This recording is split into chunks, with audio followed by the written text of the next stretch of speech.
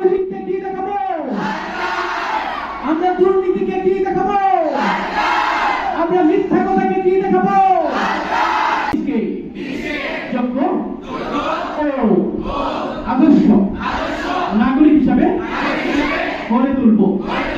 কখনো ধূমপান অথবা মাদক সেবন করব না।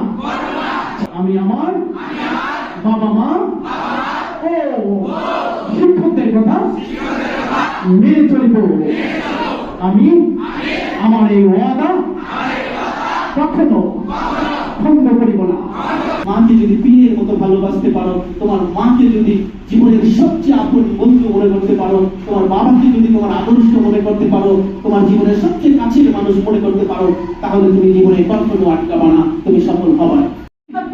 সঠিক একটা ভালো মানুষ হয়ে বড় হতে পারলে তারাই জীবনের সফলতা দ্বার প্রান্তে যেতে পারে।